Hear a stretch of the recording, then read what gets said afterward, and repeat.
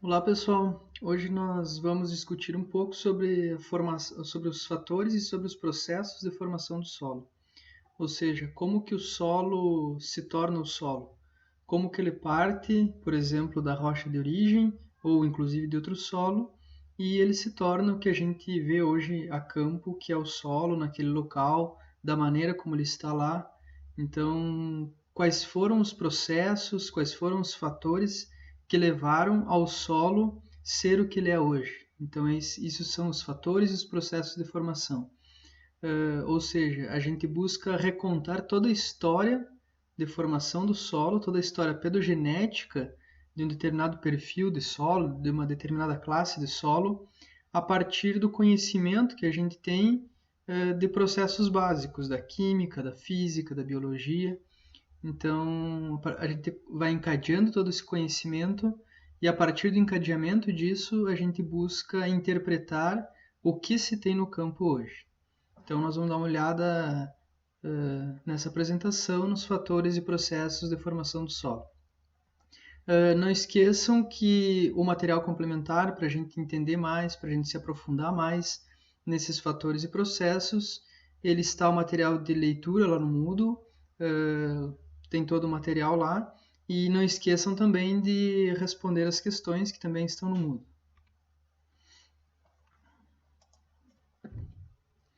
Então, o solo ele tem 5 principais fatores que controlam a sua formação, que disciplinam os processos que vão ocorrer no solo. E todos esses fatores eles interagem entre si. Então, nós temos o material de origem, o clima, a biota, que é toda a vida que está envolvida na formação do solo, o relevo e o tempo. E quando nós começamos a olhar esses 5 fatores, a gente vê que eles se relacionam entre si. O material de origem se relaciona com o clima, se relaciona com a biota, que se relaciona com o relevo, com o tempo, que se relaciona com o material de origem, que também se relaciona com o relevo e assim por diante. Então, todos esses fatores, eles interagem entre si. Uns controlam os outros, uns disciplinam os outros e são todos afetados por todos. Por exemplo, o clima ele muda ao longo do tempo, o clima ele muda em função do relevo, o clima ele influencia a biota, então ele influencia quais são as plantas, quais são os micro-organismos que crescem em determinado local e assim por diante. Então, o solo ele é um resultado de toda essa cadeia, de toda essa rede de interações entre diferentes fatores que no final das contas controlam a formação do solo. E essas interações elas se dão de maneiras muito complexas, muito dinâmicas, são muito variáveis. Muitas vezes o peso que cada fator tem ele é diferente de local para local, então isso converte-se em um grau de complexidade muito grande. Em relação ao clima, os principais componentes do clima que afetam a formação do solo são a precipitação e a temperatura. Então, quanto chove em um determinado local, isso é definidor de quais processos vão ser desencadeados ou vão ser mais intensificados em um determinado ambiente. Mesma coisa a temperatura. A temperatura, então, ela regula, por exemplo, todos os processos biológicos. Então, uma temperatura, por exemplo, de 28, 30 graus, os processos biológicos, seja dos micro-organismos ou dos organismos superiores, ele é muito mais intenso do que em locais com a temperatura próxima a zero, por exemplo, onde todas as reações biológicas elas ficam muito mais lentas. Outro fator são os organismos, e aqui entram os vegetais, o macro e microbiota, ou seja, aqueles organismos principalmente do solo, ou também os que não são do solo, e os seres humanos, a influência humana, ela também entra aqui nesse grupo de organismos. O relevo é outro fator muito importante para a formação do solo. Então, a inclinação, por exemplo, ela vai determinar como que de toda a precipitação, por exemplo, de toda a precipitação que ocorre em um determinado local, quanto que vai infiltrar? Quem que determina isso? São alguns fatores, mas a inclinação do terreno é um fator importantíssimo. Quanto mais inclinado o terreno, maior vai ser o escoamento superficial, menor vai ser a quantidade de água que infiltra. E para a formação do solo, para os processos que formam o solo, o que importa de fato é a água que passa pelo perfil. Então essa que é a água que vai gerar, vai levar a uma série de reações químicas que, no fim das contas, formam o solo. O aspecto e a posição do terreno também, se o terreno ele é voltado com uma face voltada para a direção de maior insolação do terreno, ou se ele é um lado do terreno que praticamente não pega sol apenas em parte do ano. Isso influencia também, influencia as plantas que vão crescer ali, essas plantas vão influenciar os ácidos que vão ser liberados no solo. Esses ácidos, essa quantidade maior ou menor de ácidos, ela vai determinar a velocidade das reações químicas e assim por diante. O material de origem, óbvio que o material de origem vai ter um papel definidor da formação do solo. Por exemplo, a gente já falou em outras aulas, na aula que nós vimos na aula da semana passada, a gente discutiu bastante sobre as rochas que originam diferentes tipos de óxidos, diferentes tipos de filosilicatos, diferentes tipos de constituintes do solo. Então, quando nós temos um granito, nós vamos esperar certas características de solo. Quando nós temos um material de origem basáltico, outras características. Quando nós temos uma rocha sedimentar com uma matriz bastante arenosa, bastante grossa, uma matriz grossa, nós vamos esperar outro tipo de características de solo. Então, essa influência no material de origem. E o tempo? Bom, o tempo é todo aquele espaço de tempo que decorre para formar um determinado tipo de solo. Então, o tempo é o tempo. E o Hans Jehn, em 1941, ele postulou uma equação para a formação do solo. Então, essa equação que está aqui embaixo, onde o solo ele vai ser função de uma série de outros fatores. Então, clima, organismos, relevo, material de origem, tempo, e ele deixou aberto porque ele pensou lá em 41 que outros fatores também possam ser acrescentados nessa equação. Então, os principais que nós vamos discutir aqui são esses: clima, organismos, relevo, material de origem e tempo. Então, esses são os 5 principais fatores de formação do solo. Quanto ao material de origem, tem uma série de materiais de origem que a gente pode elencar. A gente pode dividir eles em in situ ou residuais e os materiais depositados, que são aqueles que são transportados de alguma maneira para o local de formação. Então, quando nós chamamos de solos residuais ou solos formados in situ, eles são aqueles que são desenvolvidos a partir do intemperismo das rochas subjacentes, ou seja, existe uma rocha no local, ou aquela rocha passa pelo processo de intemperismo e forma o solo. Então, esses são os solos residuais.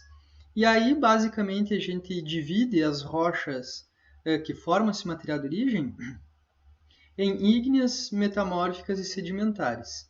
E os materiais depositados, eles podem ser de várias origens: coluviais, aluviais, marinhos, gelo, eólicos, materiais orgânicos.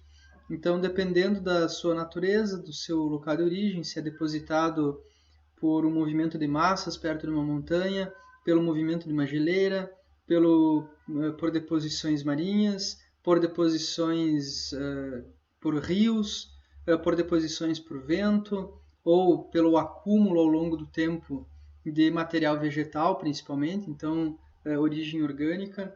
Então, são diferentes fontes possíveis de materiais depositados. Nós temos no Rio Grande do Sul, por exemplo, materiais que têm ambas origens. Alguns solos são originados em cima de materiais depositados, outros são originados em cima de materiais residuais. Bom, o clima ele é um dos principais fatores, ou um dos que a gente mais consegue usar para distinguir os ambientes, distinguir os solos.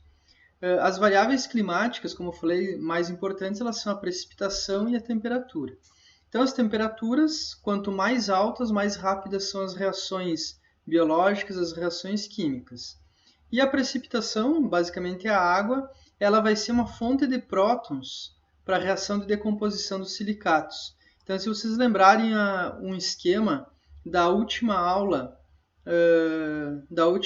de minerais, quando nós fomos lá em minerais secundários, lembra um esquema que ele dava a rapidez com que os minerais se transformavam em um e outro em função do ambiente a que eles estavam submetidos, ou basicamente a velocidade de remoção de potássio, remoção de sílica, tinha tudo isso naquele esquema. Então revisem aquele esquema que vocês vão lembrar. Quando nós falamos de precipitação, então se vocês pegarem aquele caminho que eu falei para vocês, olhem como esse caminho é rápido e ele acontece em climas quentes e úmidos. Então, por que ele acontece em climas quentes e úmidos? Justamente por isso. Porque a água ela é uma fonte grande de prótons, então quanto maior a quantidade de prótons, mais rápido vão ocorrer as reações de dessilicação, que são as reações de perda de silicatos. Então, se vocês olharem aquela parte superior do esquema, vocês vão ver que é uma remoção rápida. Então, vocês vão ver que tem uma flechinha e um menos silício lá. Então, esse menos silício significa que é uma perda muito intensa de minerais silicatados, desde os minerais primários, lá uma perda de silício muito rápida, e esses minerais eles não passam por toda uma transformação mais lenta dos minerais. Então ele pode sair, por exemplo, lá do mineral primário e ir direto para uma situação de caulinita ou de óxido. Então essa seria uma decomposição muito intensa, uma dessilicação intensa. A água, além disso, ela é um meio físico, né, para ocorrência de reações químicas. Ela atua como um elemento transportador, então, para fora do solo, ou seja, todos aqueles átomos que são liberados durante uma reação química, eles são transportados para fora do solo. A água ajuda essa perda de elementos. E o excedente de água, então, isso que eu falei, ele é a lixiviação dos nutrientes e produtos do intemperismo. Então, a água é quem faz esse transporte, vamos imaginar assim, a água é quem lava o solo desses nutrientes ou dos produtos do intemperismo. E aqui só duas figuras para a gente conseguir atestar essa diferença que existe de clima. Então, na primeira figura aqui tem um mapa do Brasil. O Brasil é um país extremamente grande, um país continental. Então, ele vai desde climas mais frios, como o subtropical, que está aqui no sul. Existe um tropical de altitude, no interior de Minas, São Paulo, ali tem Rio de Janeiro, também tem regiões bastante altas, cerca de 2.000 metros de altitude, por exemplo, que apesar de estar em latitudes tropicais, ele também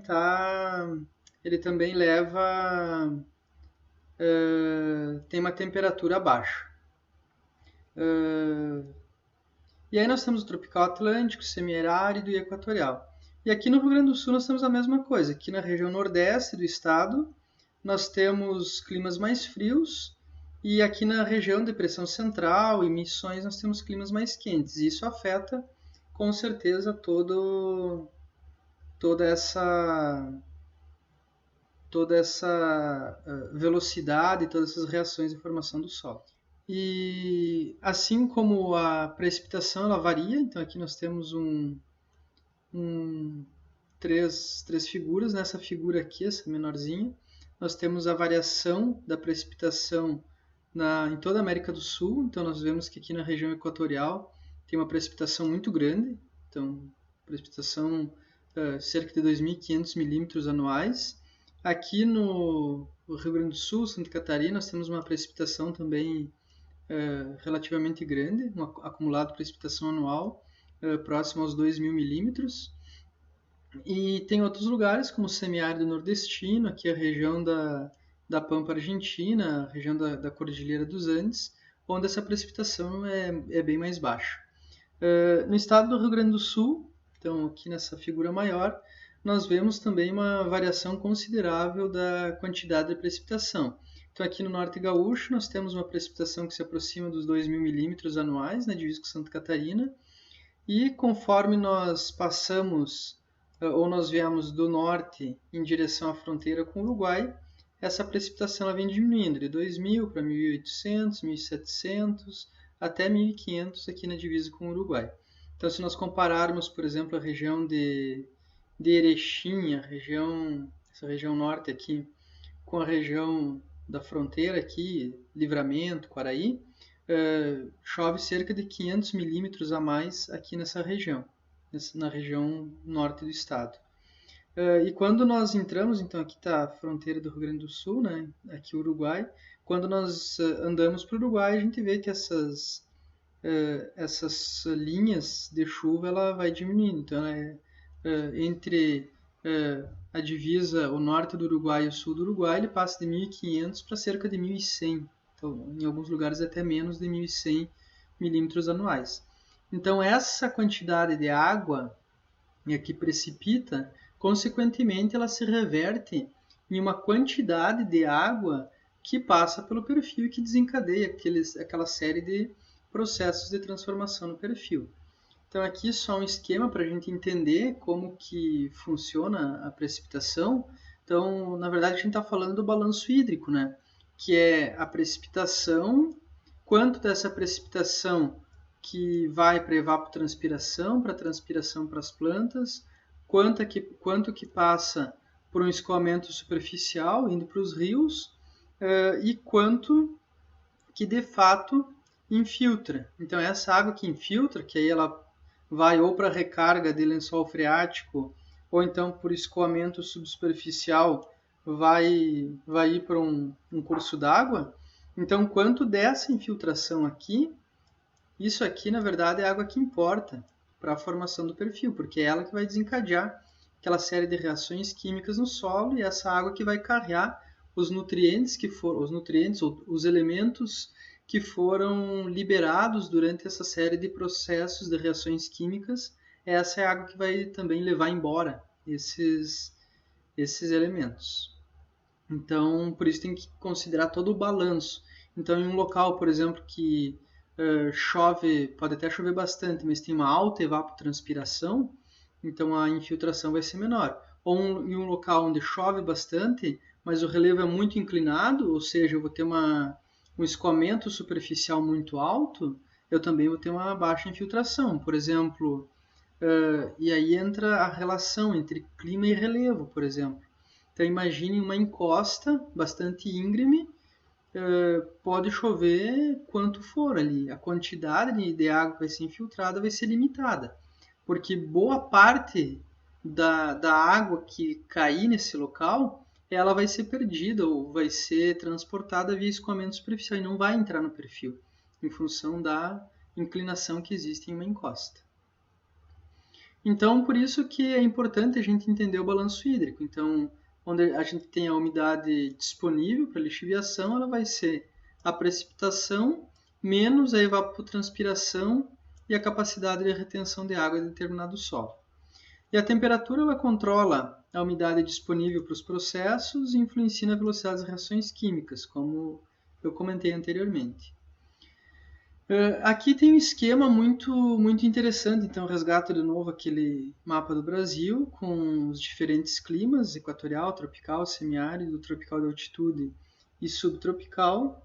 E esse esquema aqui ele é muito interessante, esse diagrama. Então nós temos aqui no eixo X a precipitação média anual e nós temos aqui no eixo Y a temperatura.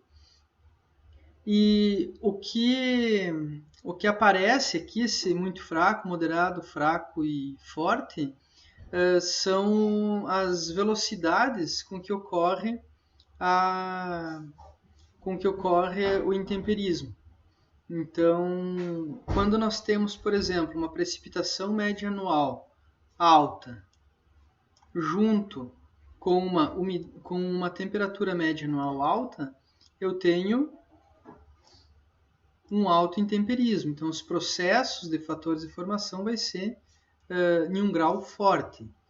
Quando nós temos, por exemplo, um local até pode ter uma temperatura alta, no entanto, a precipitação é muito baixa, eu vou ter um grau de intemperismo ou uma intensidade de formação do solo baixa.